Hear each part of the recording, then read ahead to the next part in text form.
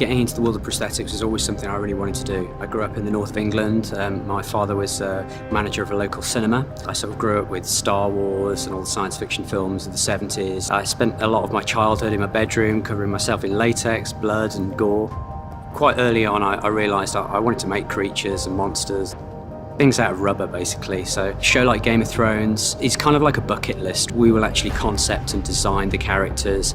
A lot of our crew concentrate on painting. A lot of guys are from a very sculptural sort of background, hairdressing, definitely an artistic process.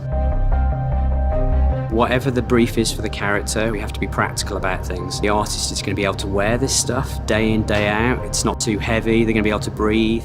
So to create a prosthetic makeup and apply it to an actor is very much a team effort. From your sculpting, your mold makers, your people who run silicons, people who put hair onto pieces.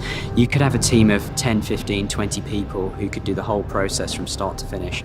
And then you could have 2 to 5 people on the day actually gluing these pieces on. So it's definitely a team effort, and it's something I couldn't be responsible for myself.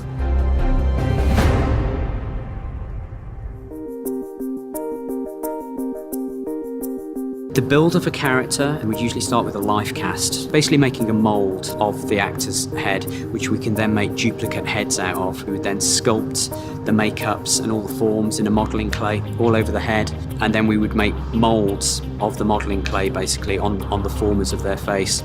Once we have our moulds, the majority of our appliances are made out of silicone rubber, which can be glued to the face, and then the edges can be blended away. We might be applying hair, which are usually punched in with a very fine needle, all individually. And then we would need to do duplicate sets of prosthetic appliances for every single day that the character films. It's all quite a painstaking process, really, from start to finish. We usually say an average kind of build time is about 4 weeks for a prosthetic character. Our daily process in the prosthetics department, we'd usually have like 2-3 a.m. calls, get our artists in the chair. The process of gluing them into their prosthetics is usually about 2 to 3 hours, and the guys would then travel to hair. The moment we start with these guys to the moment they step onto set, it could be 5 or 6 hours. And then we would have a filming day of say about 8, 9, 10 hours, following the artists around all day, is prodding them and maintaining the makeup. Then at the end of the day, we'd then have the de-rigging process, which involves us basically peeling the prosthetics off with a brush and mineral oils. And so you can't just rip these things off because it would take a layer of the skin with it. And then we would usually be the last out at the end of the day. What makes Game of Thrones so special?